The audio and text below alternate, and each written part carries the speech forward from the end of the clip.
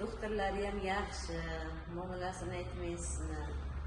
Ovqatlari ham yaxshi hammasi. Svejiy, shirin ovqatlar. Davolanishlari ham yaxshi, massajistlari ham yaxshi. Fizlichiniyalar. Medsestralari yaxshi muomalada, venalarga juda yaxshi tushishadi. Vaqtiga hamma narsasi. Yaxshi muomalada bo'lishdi, yaxshi davolaning.